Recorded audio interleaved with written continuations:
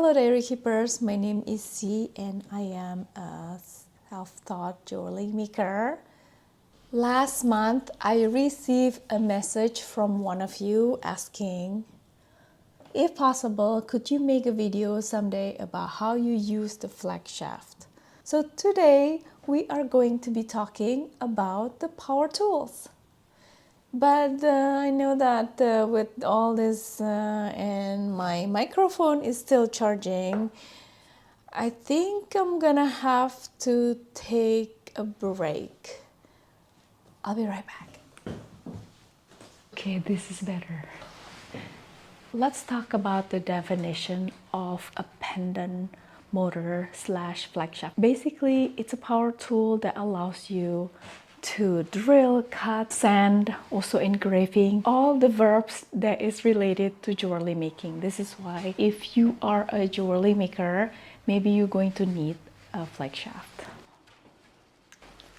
This is a motor basically that is attached to a flex shaft. This is called a flex shaft because that way it's flexible. The idea of the flex shaft is that so that it's easier for you to use it, basically like a pen. Instead of holding the machine like this with your hand, it's gonna be really heavy. Okay, that's the whole idea. Now you are looking at my bench. The place of the flex shaft is here. It's mounted on the pole that is DIYed by me, and it's on the right hand side of the bench because I am simply right-handed. However, if you are left-handed, naturally you would want to place it on your left hand. This is the setup on the bench. I use a square timber that is fixed onto the bench, and up here the ankle brackets and the S hook to hang the motor pendant. And down here, this is how I set up onto the bench, again using the angle brackets and the screw. For an easy use, I'm connecting my Dremel to a foot pedal. Then the foot pedal is connected to both, one which is the Dremel. So you do not really plug in your Dremel onto electricity source. You can just plug it on the foot pedal, which then the foot pedal is connected to the electricity source.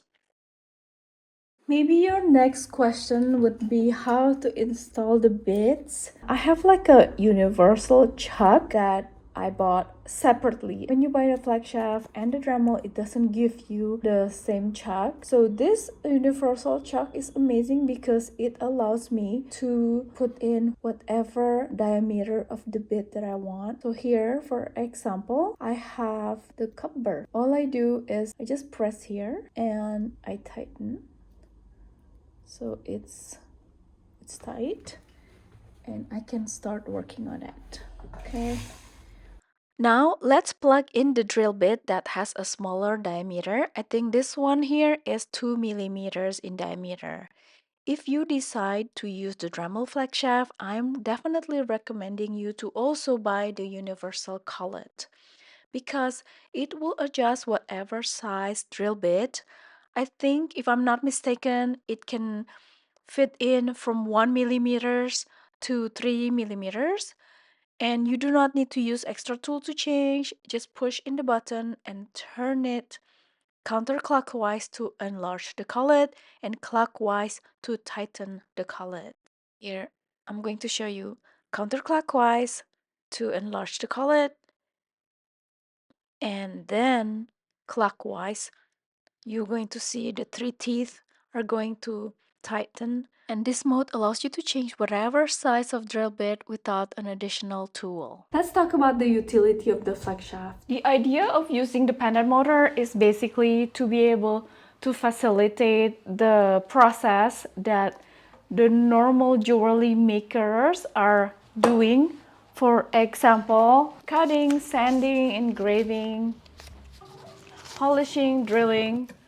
So these works that is normally been done by the jewelry maker, it would be easier if you use a machine to do that. First of all, if you're a beginner and you are only doing strictly wire wrapping, then I would suggest you not to buy a flex shaft.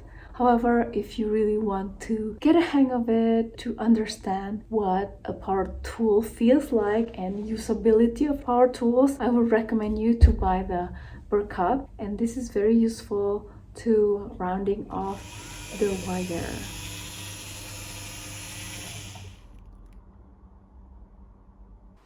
I'm going to explain to you the equivalent of the items that you use for the hands that can be facilitated better using the pendant motor. For example, these polishing sticks is equivalent to the sandpaper.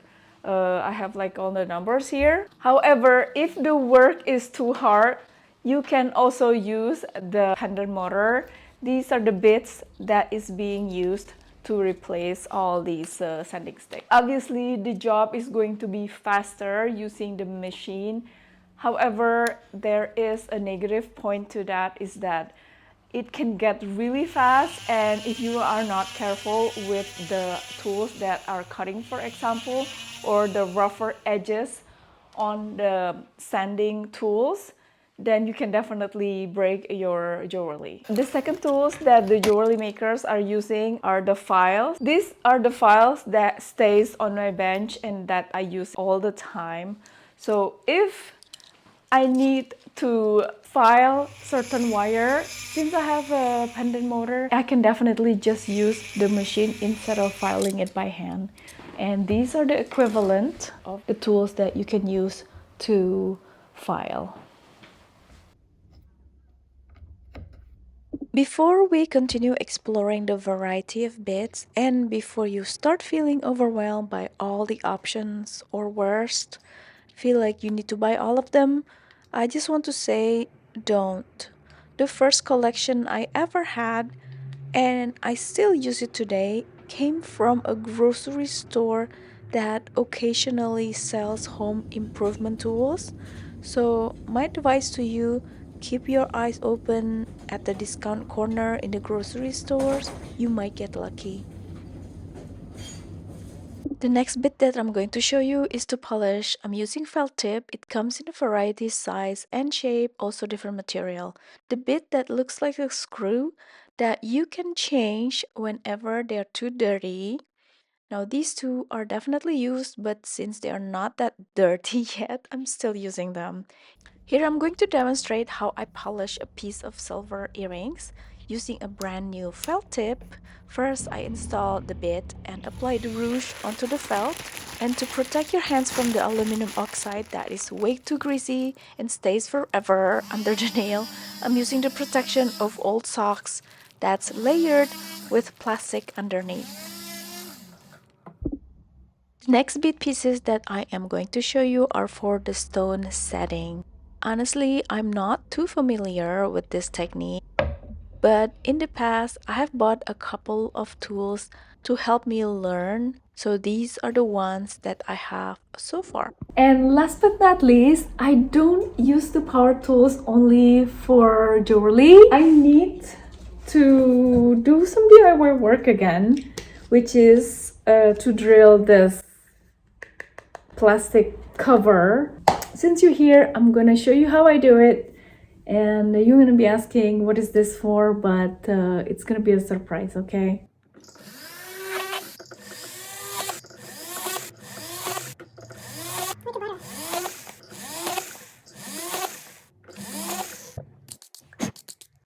That's right, I'm in the bathroom. So everyone, I got annoyed with the soap that cannot stop melting here. So I'm going to put the whole plastic cup underneath the soap, and hopefully it will fix the problem.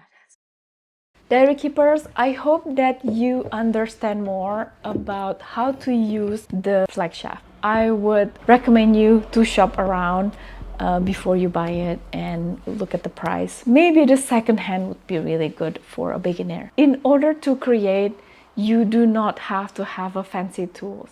If you're at the beginning of your journey and you have not decided if you want to do more of the jewelry making, I would definitely recommend you to just stay low and keep the tools at the minimum, because you could never get enough tools for sure, and it's super easy for you to just keep on buying tools and not creating, while the most important thing is to create. But then it's my opinion, okay? So you can follow me or not. Don't forget to subscribe and like and share this video to as many friends as you know who need to know about like chef. Stay creative, be kind to yourself and others, and I'll see you on the next video. Bye.